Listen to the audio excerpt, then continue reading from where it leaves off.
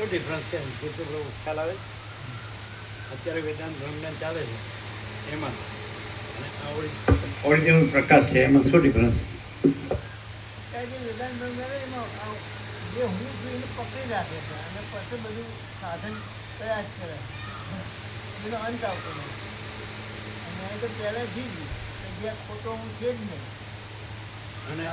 અને પહેલેથી સગળું બ્રહ્મ છે, સ્વયં બ્રહ્મ છે. કેવો પહેલેથી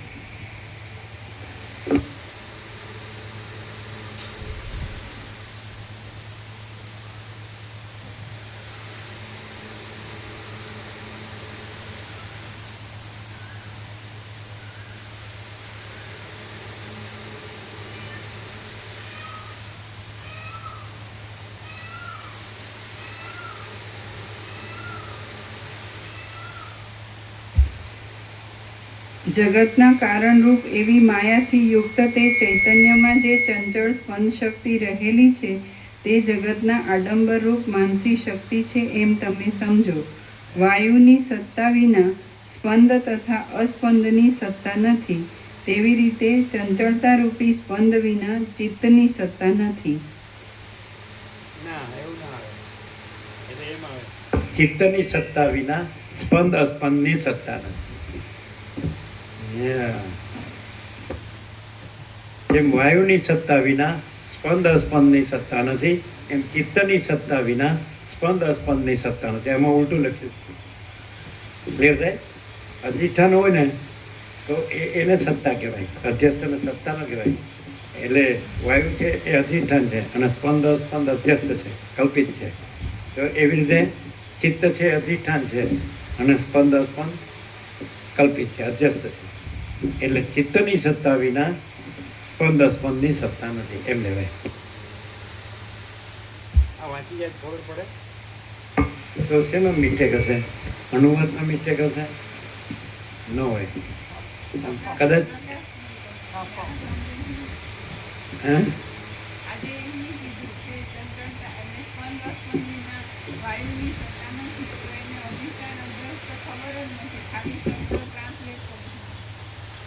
અનુવાદક છે એને પ્રકાશની ખબર નથી, એને શબ્દને વ્યાકરણની ખબર છે અને શબ્દ અર્થની ખબર. અને પ્રકાશની ખબર. આપણે જો આનો અનુવાદ કરીએ તો આ આખું બદલાઈ જાય. આખો પ્રકાશ જ છે અને આખું સ્પંદ અસ્પંદ ભ્રાંતિ છે જ નહીં.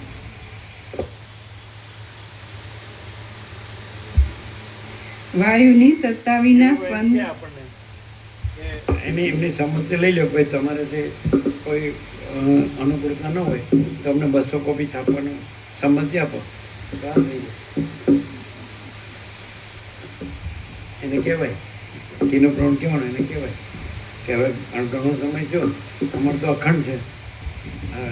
વસિત પ્રકાશથી આ સદગ્રંથોમાં શિરોમણી શ્રી ઉપસ્થિત મહારામાયણ અને સરળ શ્રવણ અને અખંડ પૂર્ણ થતું હોય તો તમે સંમતિ આપ. તમે કોઈ અનુકૂળતા હોય તમારી સંમતિથી તો અમે એમ લખશું કે ભાઈ આ સમિતિની સંમતિથી એમ કરીને ગુણ કહેવાય. એને કહે કારણ કે તમે તો વાર લગાડો ને અમારે બધાના હાથમાં રાખવા જોવે છે.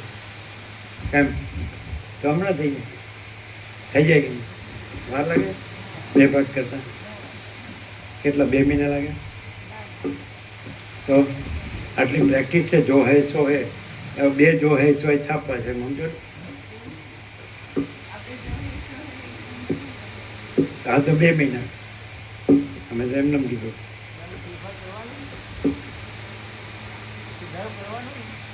સુધારો કરાય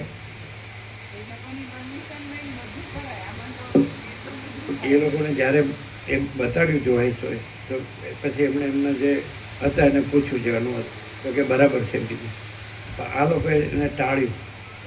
આજે બી ગયા હતા ને એ કારણ કે એનો અંદરથી નથી અને ઉપરથી છે. આવું આ વાત થયેલી છે ખબર. એ લોકો ગયા એટલે એમને એમ કીધું કે બરાબર છે. તો જો બરાબર એમને કીધું હોય કે તમે આપો, હા એ લોકો આપે રાખે. એમને કે રાખો તમે આપો તો આપે કારણ કે એ બરાબર લાગે ને. એટલે જોવે છે એમાં છે તો યોગવસિતના અનુવાદમાં મૂળ યોગ વસિતનું હોય ને પ્રકાશ એમાં તો કહેવાનું જ ન હોય. પણ અનુવાદમાં જે છે એ કોઈ પણ એરર જોવાય તો એમાં નથી. સમજે?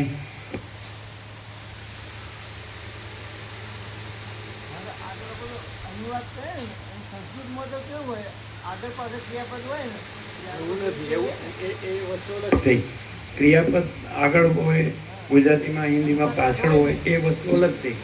આ તો અધિષ્ઠાન છે, એને અધ્યસ્થ કહેવું ને અધ્યસ્થ ને અધિષ્ઠાન કહેવું, એ આ સમજ્યા નથી. આ પ્રકાશ ના હોય એ તો પ્રકાશ ના હોય એને પાછું એ ચાલુ રાખશે.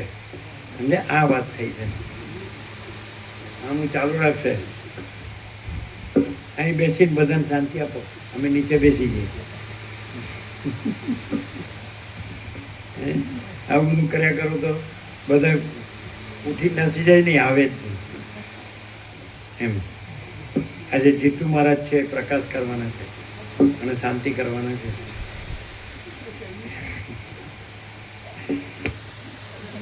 અમારે શાંતિ નહીં તમે પગમાં મેસેજ આવે કે પહેલા પોતે શાંતિ પામે.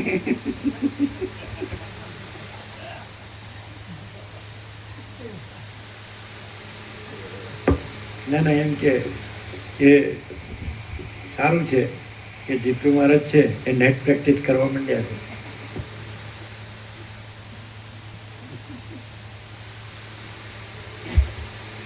વાયુની સત્તા વિના સ્પંદ તથા અસ્પંદની સત્તા નથી, તેવી રીતે ચિત્તની સત્તા વિના ચંચળતા રૂપી સ્પંદની સત્તા નથી. જે મન ચંચળતા વિનાનું છે તે મન મરેલું કહેવાય છે અને તેને જ તપ અને શાસ્ત્રના સિદ્ધાંત રૂપ મોક્ષ કહે છે. જે મન ચંચળતા વિનાનું છે તે મન મરેલું કહેવાય છે અને તેને જ તપ અને શાસ્ત્રના સિદ્ધાંત રૂપ મોક્ષ કહે છે. મનનો લય થવાથી દુઃખની શાંતિ થાય છે અને મનનું મનન થવાથી પરમ દુઃખની પ્રાપ્તિ થાય છે. મનનો લય થવાથી દુઃખની શાંતિ થાય છે અને મનનું મનન થવાથી પરમ દુઃખની પ્રાપ્તિ થાય છે. ઉત્પન્ન થયેલો ચિત્તરૂપી રાક્ષસ દુઃખ પેદા કરે છે, માટે સુખ તથા અનંત આનંદ યા શાંતિ સારું તેને પ્રયત્નથી પાડી નાખો. ઉત્પન્ન થયેલો અનંત પ્રકાશ, અનંત આનંદ, અનંત શાંતિ આવી ગયું. અનંત આનંદ, અનંત શાંતિ.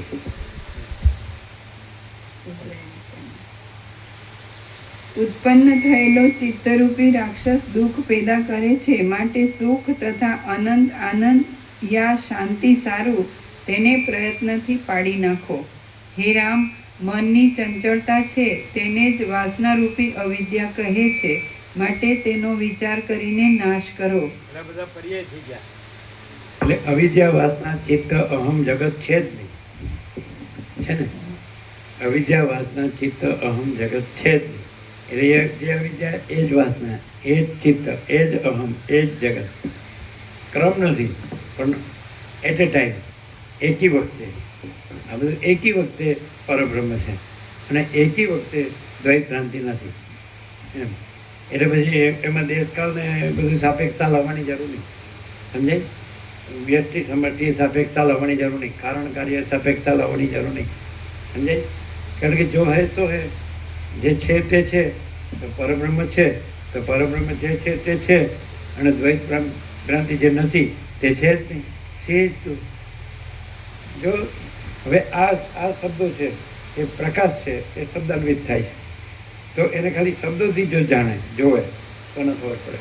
અને પ્રકાશ જાણે પછી વિચારવાની શબ્દ જ નથી, અને પરાપશ્યમથી મધ્યમાં વૈકલ્પ પણ નથી, અને દ્વૈતાદ્વૈત પણ નથી, દ્રષ્ટા દ્રશ્ય પણ નથી, જ્ઞાતા જ્ઞેય પણ નથી, ને ધ્યાતા ધ્યેય પણ નથી, અને સીધું જ પરબ્રહ્મ અખંડ સચ્ચિદાનંદ જ છે. જો હે તો કેવળ. બરાબર છે?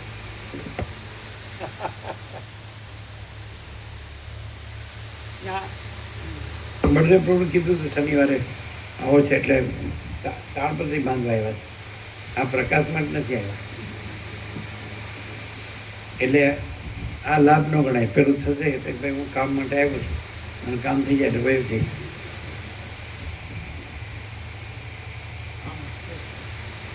શું કે છે? પણ તમે તો પેલા 2 મીણી આવ્યા છે નાખવાના છે ઉપર, એટલે કે હા શનિવારે એટલે આવી જાય.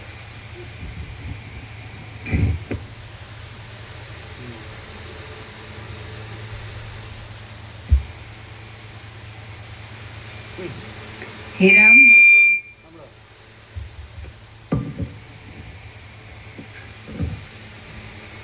મામા પ્રભુની 8:15 જેટલી ચૈતન્ય જાગૃતિ છે એટલી પરબ્રહ્મ અખંડ સચ્ચિદાનંદમાં જો ચૈતન્ય જાગૃતિ થાય તો બેડો પાર.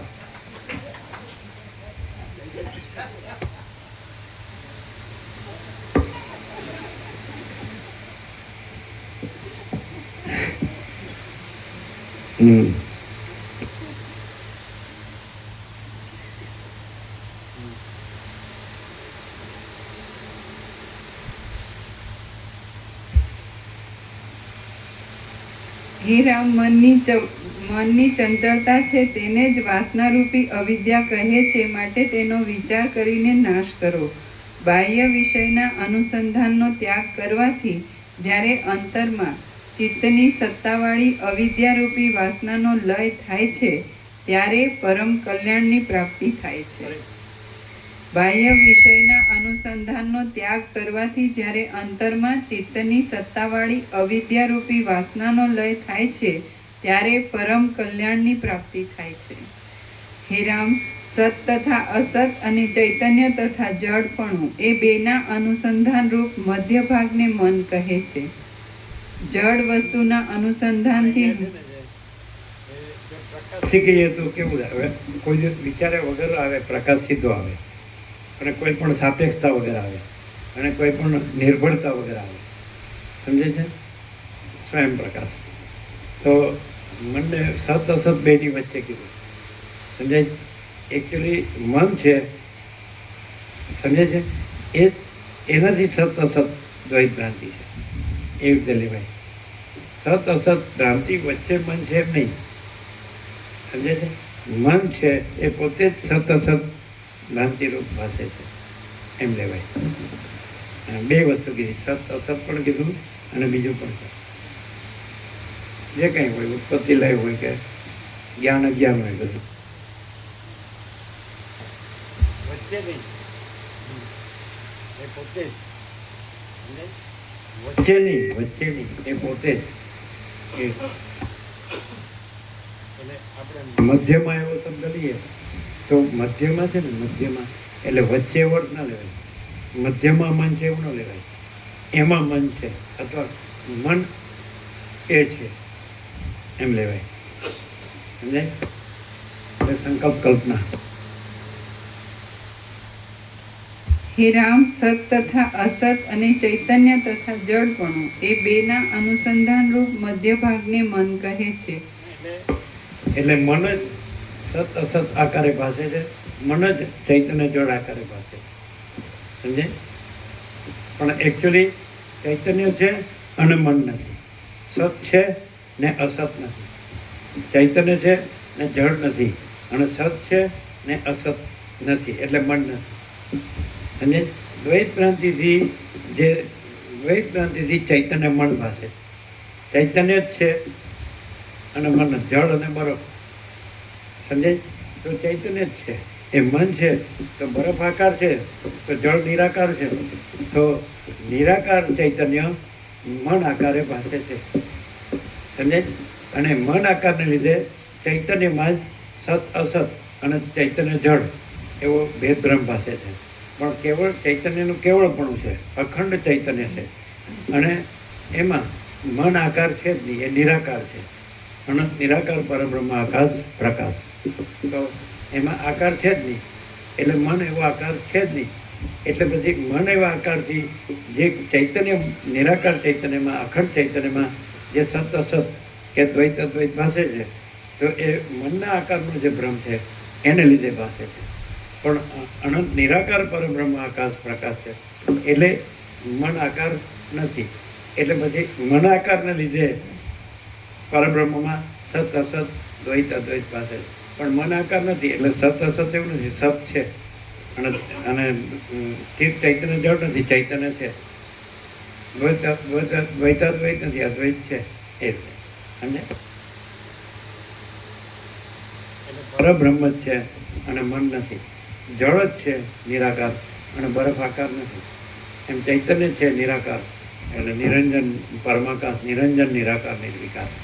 તેમાં મન એવો આકાર નથી.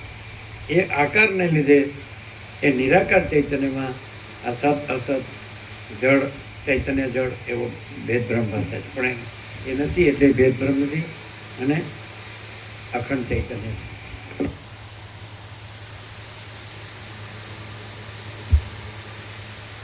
જડ વસ્તુના અનુસંધાનથી હણાયેલું મન જડપણાની વૃદ્ધિ વડે દ્રઢ અભ્યાસને લીધે જડપણાને પામે છે.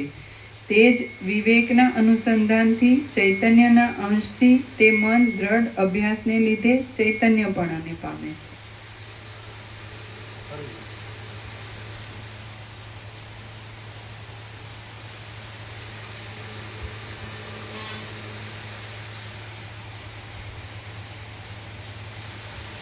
જડ વસ્તુના અનુસંધાનથી હણાયેલું મન જડપણાની વૃદ્ધિ વડે દ્રઢ અધ્યાસને લીધે જડપણાને પામે છે.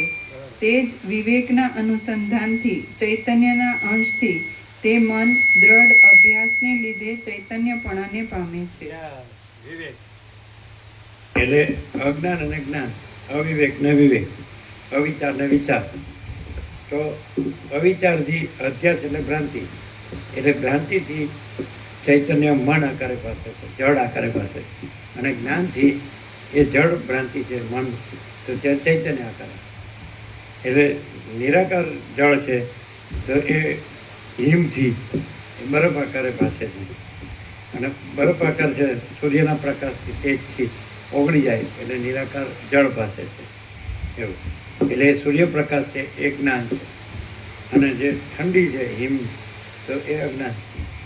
સમજાય છે કે એટલે એકચ્યુઅલી નિરાકાર ચૈતન્ય એ સરસ.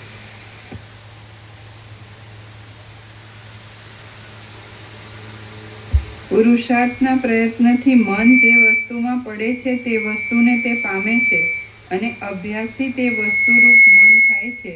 માટે ફરીથી પુરુષાર્થનો આશ્રય કરીને ચિત્ત વડે ચિત્તને દબાવીને શોક રહિત પદનો આશ્રય કરીને અને શંકાનો ત્યાગ કરીને તમે સ્થિર થઈને રહો. હે રામ, ચૈતન્યની ભાવના વડે મનને મગ્ન કરો. એથી જ બળપૂર્વક તરી જવાય છે. એ જ એક ઉપાય છે, બીજો કોઈ ઉપાય નથી. હે રાઘવ, મનનો દ્રઢ નિગ્રહ કરવામાં ચૈતન્ય જ સમર્થ છે, કારણ કે જે રાજા નથી. મનનો નિગ્રહ કરવા એ વચ્ચે એક શબ્દ આવ્યો દ્રઢ, હા, મનનો દ્રઢ નિગ્રહ. દ્રઢ. હે રાઘવ, મનનો દ્રઢ નિગ્રહ કરવામાં ચૈતન્ય જ સમર્થ છે. પાક્કો પાક્કો નિગ્રહ એટલે ખતમ.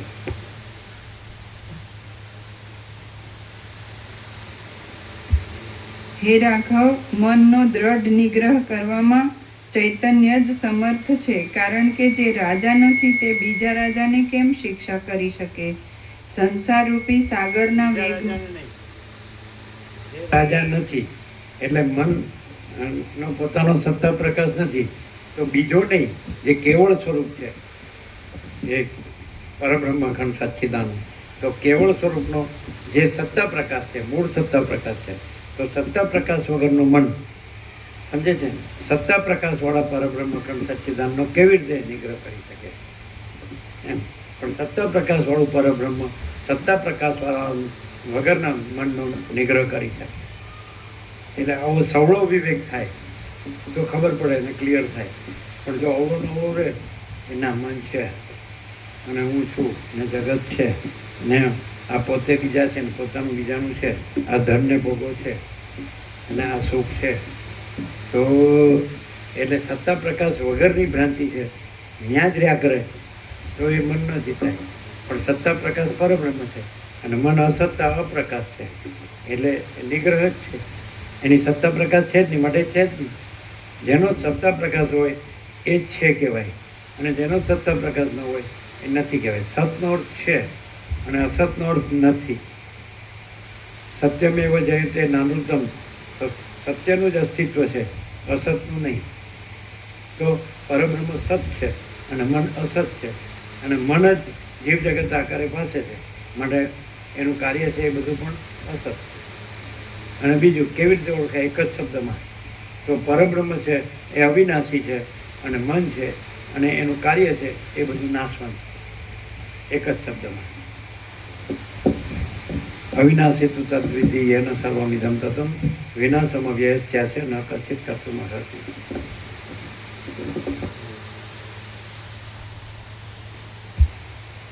એટલે જે નાશવંત ની જે ભ્રાંતિ છે એનો મોહ રાખે છે, એટલે એ તરી શકતો નથી અને મોક્ષને પામી શકતો નથી અને પરમપદને પૂર્ણ વિશ્રાંતિ પામી શકતો નથી. સમજાય?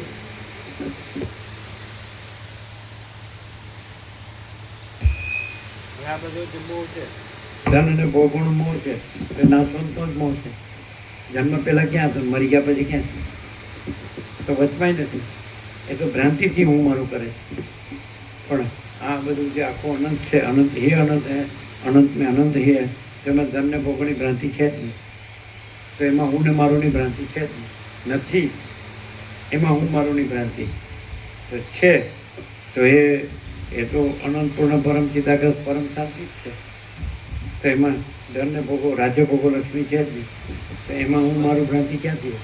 એટલે સ્વપ્ન પુરુષ હોય અને સ્વપ્નમાં ધનને ભોગો હોય, રાજ્ય ભોગો લક્ષ્મી હોય, અને સ્વપ્ન પુરુષ એમ કે હું છું ને મારા રાજ્ય ભોગો લક્ષ્મી છે, આ મારા ધનને ભોગો છે, મારું ઘર, હું પુરુષ છું ને આ સ્ત્રી છે, આ પ્રજા છે ને પ્રજાની પ્રજા છે, અને ભોગો છે, અને આ પ્રોપર્ટી છે, સોનું છે, હા ને આ મારા મકાનો, દુકાનો છે, મિલકત, પ્રોપર્ટી છે, આમ જમીન જાયદાદ છે, જળ જમીન જોડવું, ત્રણે આનંદ મંગળના છોડવું, એવી છે કહેવત.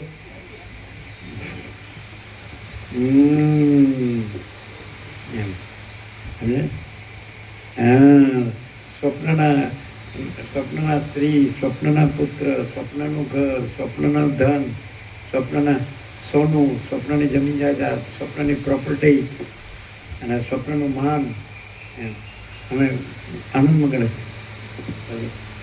મોટું કુટુંબ, સુખી કુટુંબ.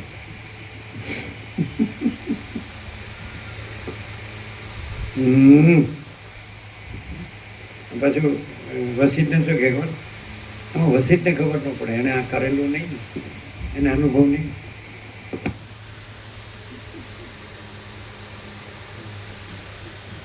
આ અનુભવ વાળો, સ્વપ્નનો અનુભવ, જાંજવાના જળનો અનુભવ.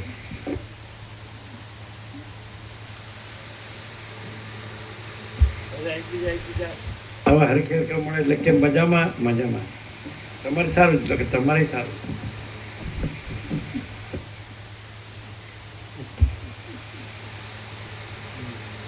સંસાર રૂપી સાગરના વેગમાં તૃષ્ણા રૂપી જૂડ રહેલા છે, અને તેના વેગમાં દૂર તણાઈ જતા મનુષ્યોને તરવા માટે સંસાર રૂપી સાગરના વેગમાં તૃષ્ણા રૂપી જૂડ રહેલા છે, અને તેના વેગમાં દૂર તણાઈ જતા મનુષ્યોને તરવા માટે પોતાનું મન એ જ વહાણ રૂપ છે. મન વડે પરમ બંધનરૂપ મન રૂપી પાશને કાપી નાખીને જે મનુષ્ય પોતાના આત્માને મુક્ત કરતો નથી, તેનો અન્ય ઉપાયથી મોક્ષ થતો નથી. સાંસારિક વિષયથી યુક્ત મન રૂપી જે વાસનાનો ઉદય થાય છે, તેનો વિદ્વાન માણસ ત્યાગ કરે છે, અને તેથી અવિદ્યાનો ક્ષય થાય છે. સાંસારિક વિષયથી યુક્ત મન રૂપી જે વાસનાનો ઉદય થાય છે, તેનો વિદ્વાન માણસ ત્યાગ કરે છે, અને તેથી અવિદ્યાનો ક્ષય થાય છે. માટે પ્રથમ ભોગના સમૂહની વાસનાનો ત્યાગ કરો, પછી વેદની વાસનાનો ત્યાગ કરો, પછી ભાવ તથા અભાવની વાસનાનો ત્યાગ કરો, અને એમ તમે નિર્વિકલ્પ સુખને સંપાદન કરો. ભાવના માત્રનું અભાવન, ભાવના ન થવાપણું, એ જ વાસનાનો ક્ષય છે, અને તેને જ મનનો તથા અવિદ્યાનો નાશ પણ કહે છે. સાંસારિક પદાર્થનું જ્ઞાન રાખવું તથા તેની ઈચ્છા કરવી તેના કરતાં તેનું જ્ઞાન ન રાખવું તથા ઈચ્છા ન કરવી એ વધારે સારું છે. સાંસારિક પદાર્થનું જ્ઞાન રાખવું તથા તેની ઈચ્છા કરવી તેના કરતાં તેનું જ્ઞાન ન રાખવું તથા ઈચ્છા ન કરવી એ વધારે સારું છે. કારણ આવું કરીએ તો ભેગું કરેલું કોક લઈ જાય. આ બધું આનું ન રાખીએ તો કોક લઈ જાય કે ભાઈ તમારે તો જરૂર નથી, લાવો અમે છીએ. ચાલુ ઉપાધિ થઈ જાય. ચાલુ પ્રોપર્ટીનું કરવું શું?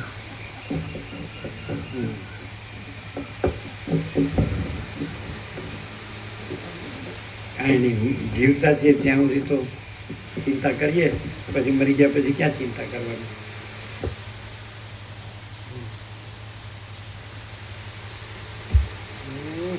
સાંસારિક પદાર્થનું જ્ઞાન રાખવું તથા તેની ઈચ્છા કરવી તેના કરતાં તેનું જ્ઞાન ન રાખવું તથા ઈચ્છા ન કરવી એ વધારે સારું છે.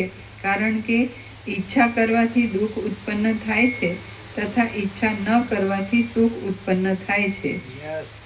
એટલા માટે પ્રયત્ન બુદ્ધ ભગવાન છે તો એનું આ જ કહેવું કે ઈચ્છા જ સર્વ દુઃખોનું મૂળ, અને ઈચ્છા રહિતપણું એ જ પરમ શાંતિ છે.